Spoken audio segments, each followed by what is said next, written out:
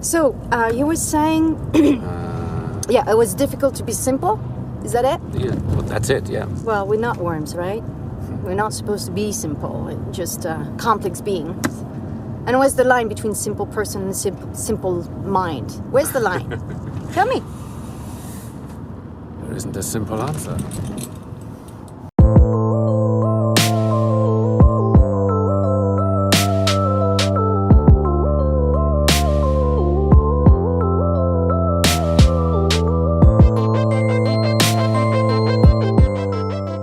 Certified Copy came out in 2010 and is written and directed by Abbas Kiarostami. So Certified Copy is a $50 patron request coming from my good man Perry Perez, and I am extremely grateful to have Perry as a close friend of mine, and also grateful to have someone like my cousin Eric in my family who I think knew about this film first. Perry, don't crucify me if I'm wrong on that, but I think Eric was like the first to watch this film, and then he recommended it to Perry. Then Perry really loved it, so he decided to request this film to me through Patreon. And just from the buzz that I've heard from my two close friends alone, really had me looking forward to this film. And I've been looking forward to this film for at least a year now. I believe I've heard them talk about this film for at least a year. And this is, unfortunately, my first Abbas Kiarostami film. I know of his films like Taste of Cherry, which I hear nothing but great things about, but I know I've heard that he has a good handful of films, and I hear they're pretty much all either good to just fantastic. And guys, after seeing Certified Copy, this film is a masterpiece. In all sincerity, this film exceeded my expectations, and that's something that it was quite difficult for this film to do because I went in with high expectations, and it still didn't stop it from shattering them. And this is a film that obviously, within every single phase of filmmaking, just completely blew me away.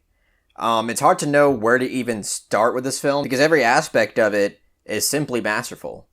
And I will say one thing that kind of had me nervous going into it is that a lot of people were comparing it to Before Sunrise. And I know it's an incredibly unpopular opinion, and I know I'm probably going to get some dislikes just from saying this alone, but I actually wasn't a fan of Before Sunrise. I'm not going to go that deep into it right now, but there were plenty of things about that film that I just did not enjoy and didn't find impressive.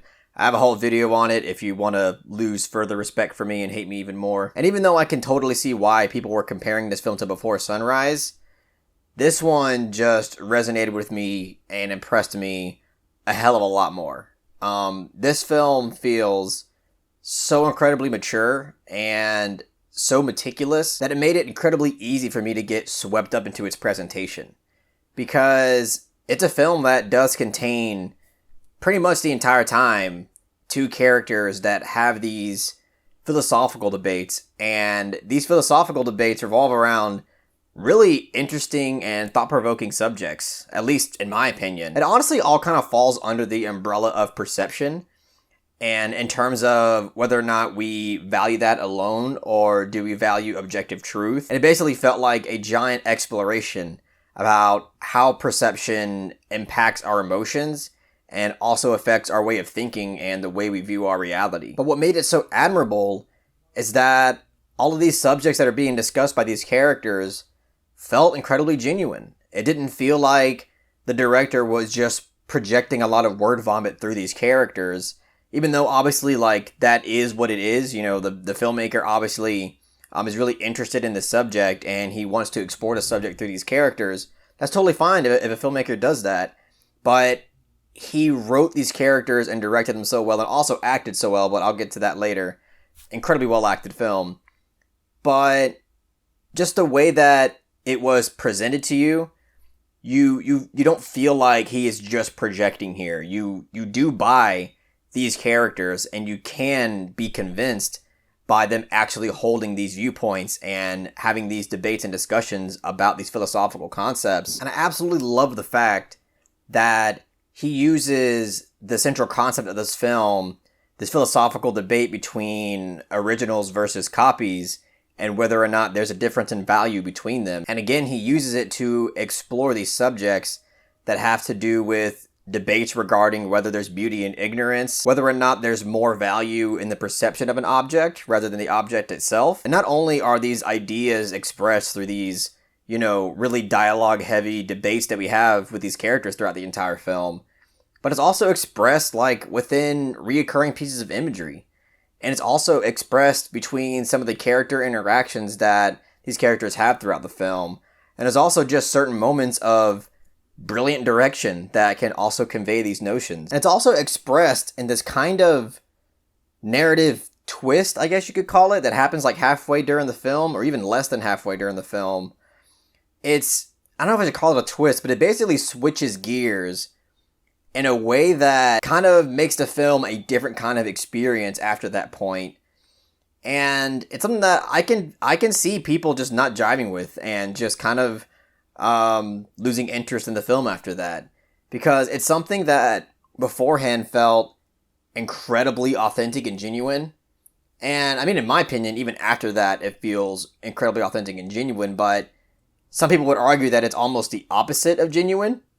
But what made it so beautiful is that even through this kind of gear switch, these characters and their emotions and their ideas that are being expressed still felt like it was coming truly from them. But again, it's through this kind of twist that's revealed that gives the audience a different kind of experience. And I love the choice, to be honest with you, because it makes it to where now you as an audience member are directly impacted by this film's themes. And honestly, I think this approach is kind of genius level stuff. This is some really next level artistry. And on another note, this film is beautifully shot.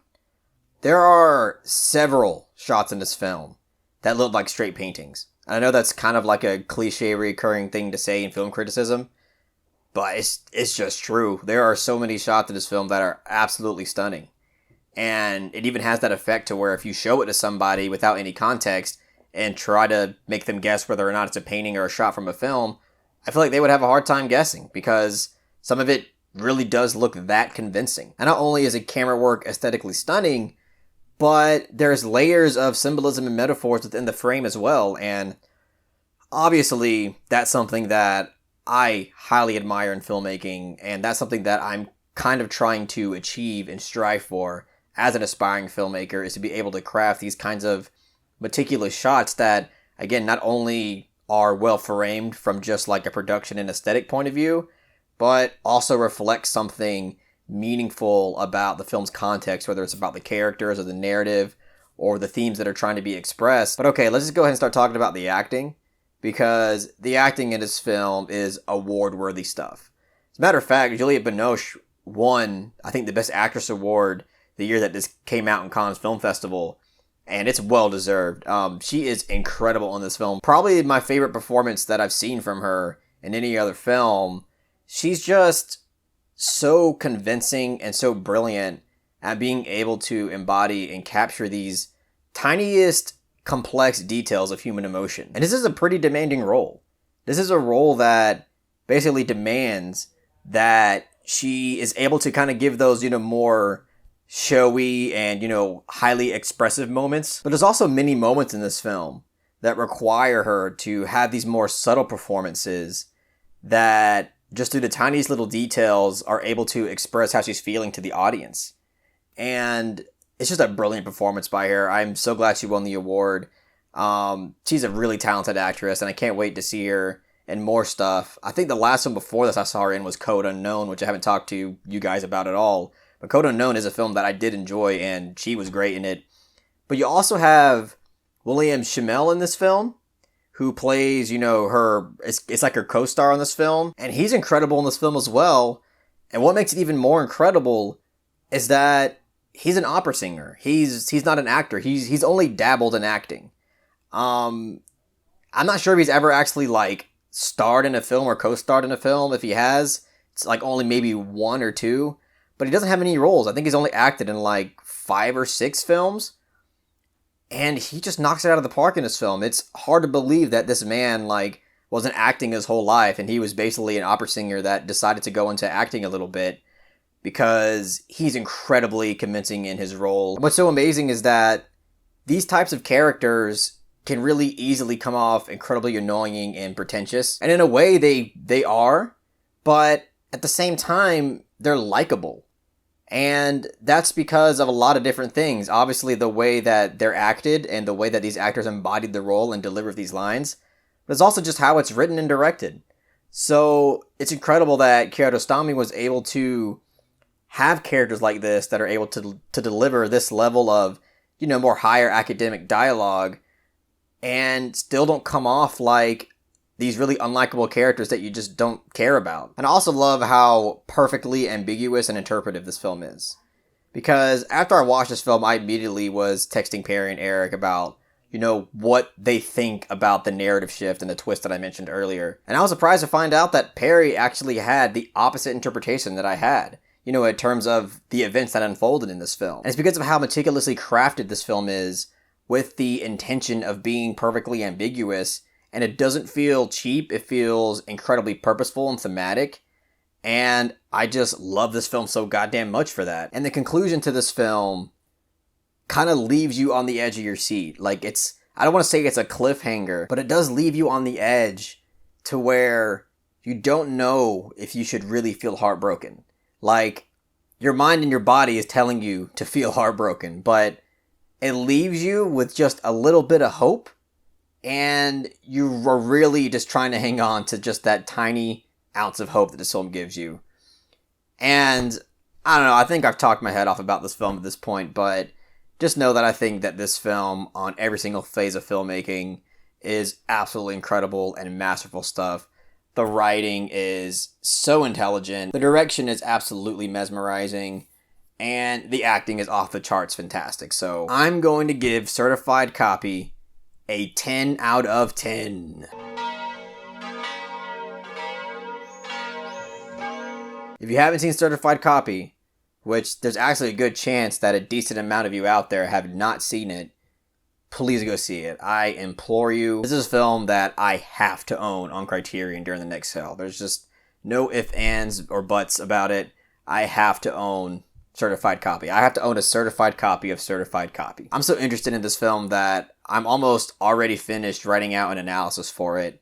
I am excited to share that video with you guys because after I watched this film, I was like, there's so much I want to say and I want to express so much of my thoughts in regards to how I feel about this film, how I interpreted certain things. So yeah, be on the lookout for that video soon. That's all I got to say about Certified Copy. If you really enjoyed what I had to say about it, please give it a thumbs up and share it amongst your friends.